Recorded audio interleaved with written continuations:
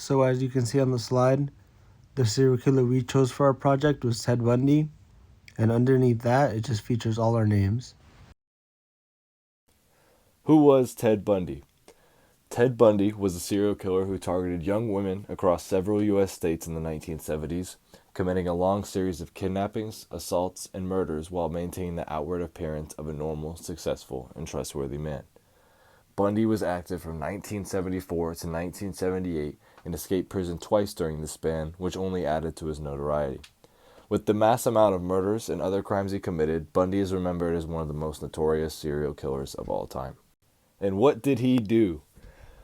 Bundy was convicted of murdering 3 people, dozens of felonies, escaping from custody twice, and continued offending while on the run.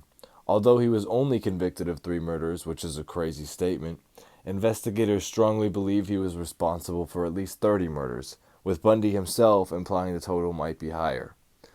His crimes span from Washington, Oregon, Utah, Colorado, Idaho, to finally Florida. And this all exposed major gaps in law enforcement communication, which led to improvements in criminal profiling. Bundy's crimes and name remain notorious in American criminal and serial killer history. My classmates have already mentioned what he has done, who he was, but this is some basic information about who he actually was that people know him about. His actual name was Theodore Robert Bundy. He was born in Vermont, November 24th, 1946, and he died pretty young, January 24th, 1989, in Florida. He was executed in the electric chair. He has a family. Carol Ann Bone was his wife, and he had a son whose name is not mentioned. He murdered a bunch of people, like 30 people confirmed, but people suspect that he murdered around 36, 40 people. He was mentally sick. He was diagnosed with antisocial personality disorder. To understand his later behavior, it's important to look at his childhood and early influences. During his childhood, he was raised by his grandparents in Philadelphia for the first 3 years of his life. He grew up believing that his mother was a sister and his biological father was never confirmed, which caused early identity confusion. As a child, he was shy, socially withdrawn, and frequently bullied at school. He also had a tense relationship with his stepfather.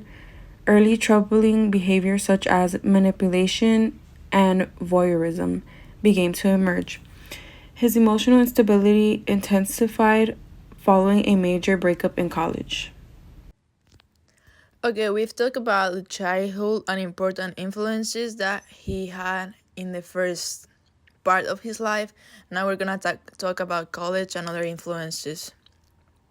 He graduated high school in 1965. Right after that, he attended University of Puget Sound just for 1 year until he transferred to the University of Washington, where he started studying Chinese.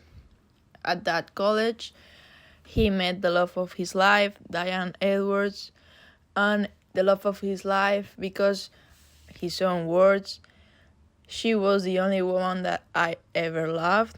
So not even his wife, it was Diane Edwards.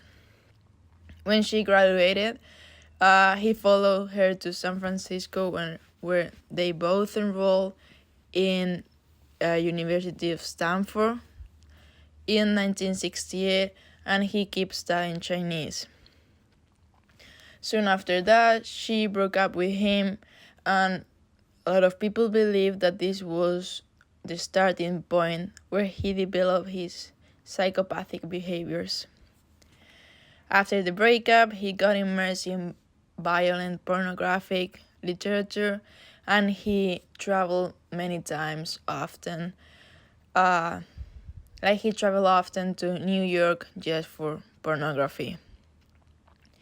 In 1972, he graduated at Washington University with a psychology degree. Understanding the victim profile. Understanding the victim profile helps us see the consistent patterns in his crimes. Ted Bundy primarily targeted young women, most of whom were between the ages of 18 and 26. Many of his victims were college students. He often chose women who had long, dark hair, parted in the middle, a look that resembled someone from his personal life. His victims were usually alone or in vulnerable situations. Bundy commonly used charm, manipulation, or pretended injuries to gain their trust and approach them. He is responsible for approximately 30 confirmed murders with more than 36 suspected victims. His last known victim was a 12-year-old girl named Kimberly Leach. And here we have a map of Ted Bundy's confirmed victims. As you can see, we have states that we already have mentioned before, such as Idaho, Utah, Colorado, and Florida.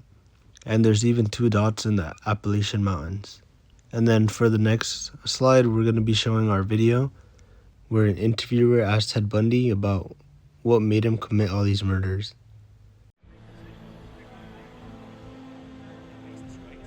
And I'm trying to tell you as honestly as I know how what happened, and I think this is a message I want to get across.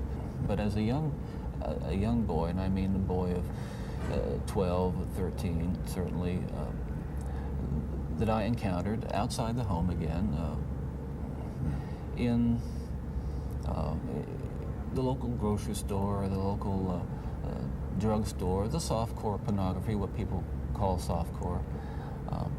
But as I think I explained to you last night, Dr. Dobson, in an anecdote, that as young boys do, we explored the back roads and sideways and byways of our neighborhood, and oftentimes people would dump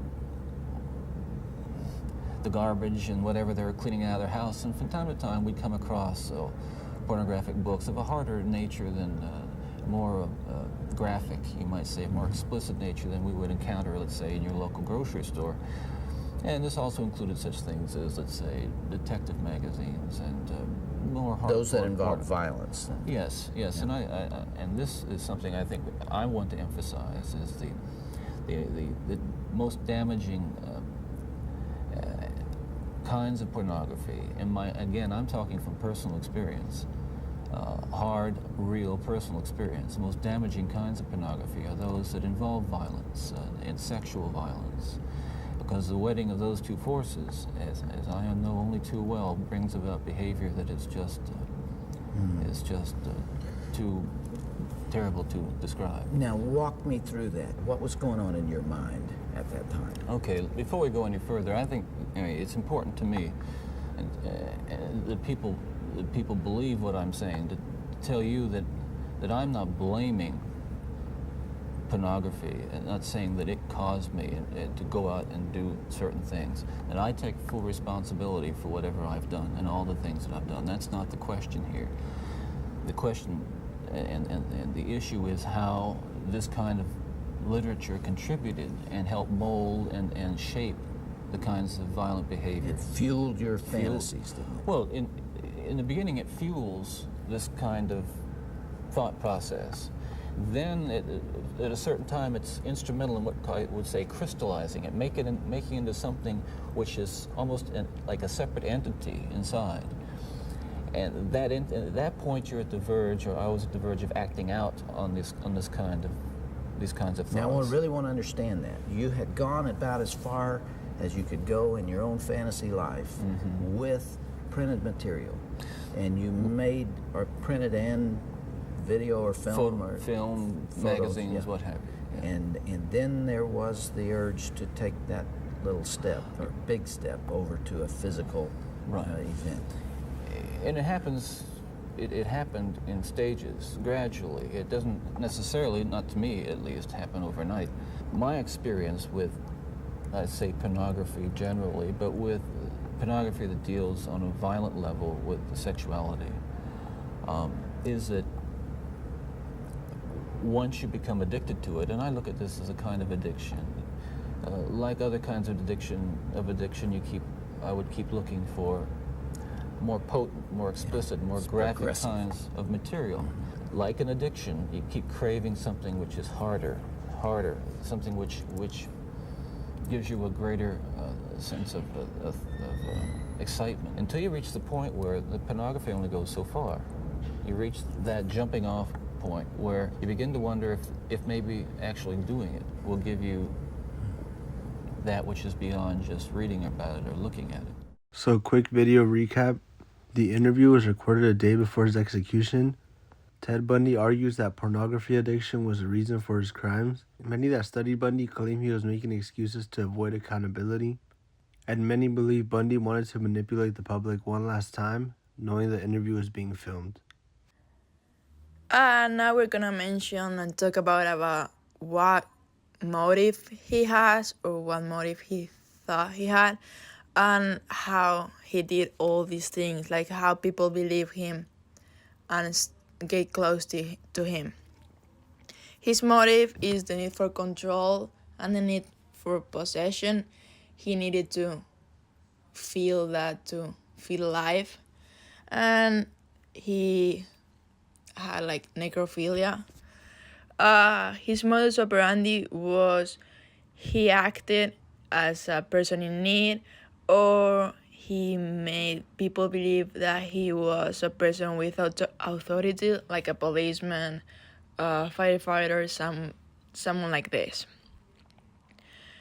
At some point, people got in the car, and in one way or another, he knocked them out and ended up unconscious, and then he drove all these women's victims to a random place, remote, no one knew where they will be sexually assaulted and ended up killed.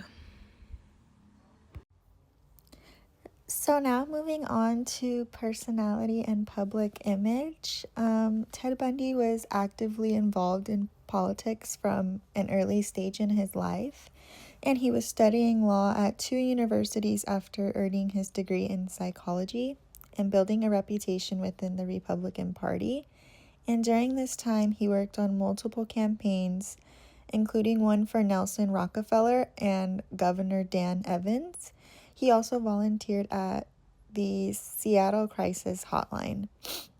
His political engagement eventually led to his hiring as an assistant to the state Republican Party chairman, Ross Davis, at this time. Throughout these public roles, many colleagues described him as intelligent, articulate, and charismatic. It is also important to note that he studied psychology before law school, which helped him really understand how to present himself effectively to the point that people around him would never suspect he wasn't anything other than what he presented himself as. We're going to be talking about the court case. Bundy chose to represent himself in court, which gave him access to law libraries and more freedom than a normal inmate. It is believed by many that he chose to represent himself because he wanted attention and enjoyed being in the public eye. He used the courtroom during his murder trial in Aspen, Colorado, to carry out his first escape by jumping from a second-story window. His Florida trial in 1979 became the first nationally televised trial in U.S. history, and representing himself made the trial even more popular. His decision to represent himself allowed him to drag out the trial and to delay justice for the victims. And here is just a timeline of Bundy's crimes / events, an overview pretty much. In 1972, he graduates with his psychology degree. He earned a bachelor in psychology from the University of Washington, appearing well-adjusted and successful. In 1974, the confirmed murders began. A series of disappearances of young women in Washington marks the start of his known killing spree. Into 1975, his first arrest. He's pulled over in Utah. Police find suspicious items in his car, leading to his first charges and growing suspicion. Until 1977, he has his 2 jail escapes, but escapes twice in Colorado, first from a courthouse library and then from his jail cell, becoming nationally known. To 1978, the Florida attacks and final capture, commits the Chi Omega sorority murders and other attacks before being arrested for the last time in February. And then until 1989, technical difficulties, until 1989, where he has his execution, where he's executed in Florida's electric chair after years of appeals and late confessions to additional murders. To wrap things up now, Ted Bundy's case remains one of the most studied in American criminal history. And it's not just because of who he appeared to be, but because of the catastrophic harm that he caused. His crimes truly exposed weaknesses in law enforcement communication, the advanced development of criminal profiling, and demonstrated how easy it is for a predator to hide in plain sight. As we look back, the focus must stay on the lessons learned, the systems improved, and the victims whose lives were stolen. Thank you.